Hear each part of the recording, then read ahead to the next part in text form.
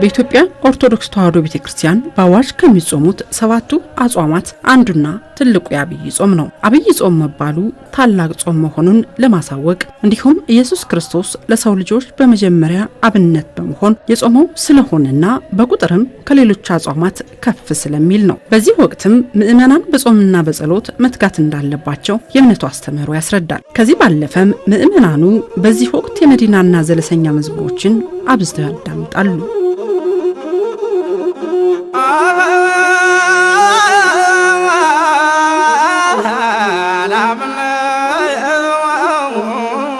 የመዲናው በብዛት ሰምና ወርቅን ህብረ ቃል ይዞ በመዲናው አማካኝነት በዛ አጠራጠር ያለ አጭር መልእክት ግን ዜማውም ከሁለት ወይም ከሶስት ከአራት ያልበለጠ ነው ማለት ነው። ለሰምና ወርቅ ብቻ ስለምንጠቀምበት ሰምና ወርቁ ሊሚት ያደርገናል ወይም ይወስነናል ማለት ነው።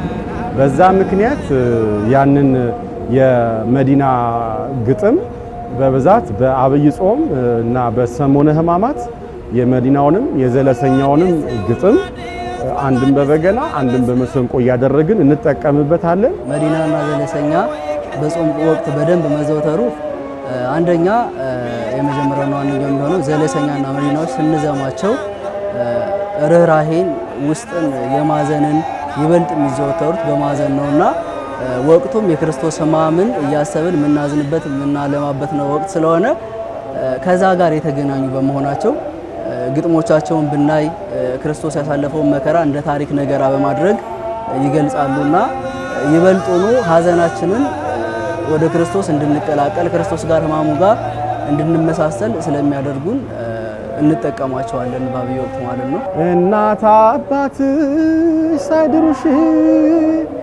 ከቤተ መቅደስ ተገኝተሽ ወልደሽ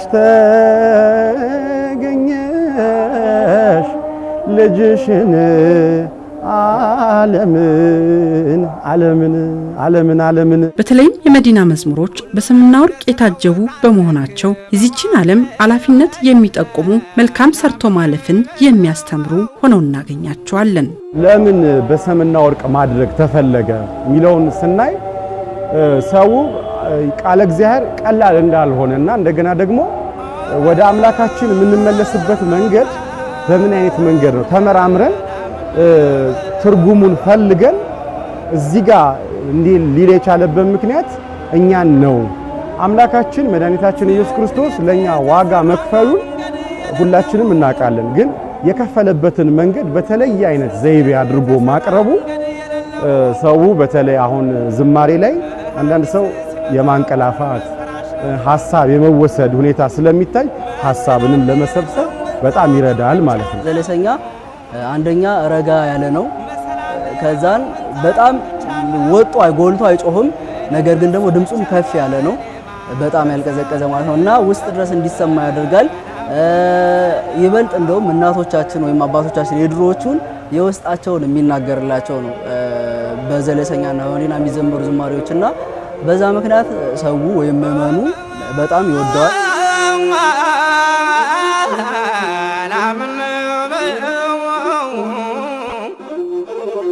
ትንቢት ይነገርበታል። ትንቢት ስለሚነገርበት ትንቢት ሲነገር ደግሞ አንዳንድ ጊዜ ያው ፊት ለፊት የተገለጸ አማርኛ አይሆንም እና አንዳንድ የበቁ አባቶች ትንቢት ሲናገሩ አማርኛውን ዞር አድርገው ስለሚያወሩ ያንን በዜማውና ግጥሙ ረጋ ያለ ዜማ ከሆነ ግጥሙ ወደ አይምሮ የመግባት አቅሙ ከፍተኛ ይሆናል ማለት ነው። በዛ ምክንያት የእንደዛ አይነት የዜማ ፍሰት እንዲኖራቸው አድርጓል ማለት ነው። ብዙ ጊዜ መዲናና ዘለሰኛ በመሰንቆ መሳሪያ መጫወት የተለመደ ይሁን እንጂ በበገናም ይደረደራሉ። አብዛኛው ሰው የሚመስለው በገና የሆነ ተመሳሳይ አይነት ዜማ ብቻ ያለው እንጂ በሚስጥር በመዲና በዘለሰኛ እንደሚዜም ብዙ ሰው አይረዳም ነበር። የመዲናና የዘለሰኛ ዝማሬዎች በበገና ስንደረድራቸው ወይም ደግሞ በበገና ስናዜማቸው ዜማቸውን ሳይለቁ ግጥማቸውም ባለበት ሆኖ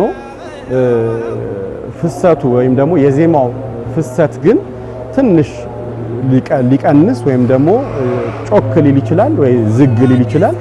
በዛ አይነት መንገድ ተደርጎ መዘመር እና መዜም የሚችል የግጥም አይነት ስለሆነ በበገናም በመሰንቆም መዲናና ዘለሰኛ ያው ይዜማል ማለት ነው። በደም ሊታጠብ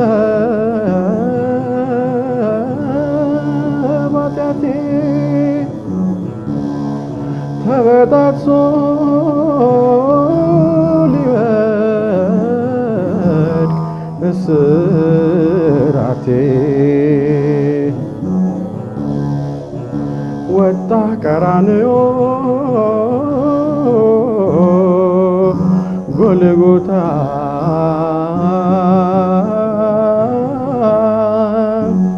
በኔ ተገብተ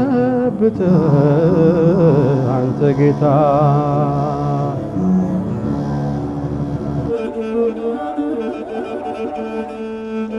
ዘመዶች ሁሉ አልቃችሁ ወገኖች ሁሉ አልቃችሁ ይሄ መግቢያ የለው ታሰኙኛላችሁ የኔማ ዘመዶች ምናጡ በሙሉ መልካም በቅሎ ነበር ፈረስ አሉ። መዲና ደግሞ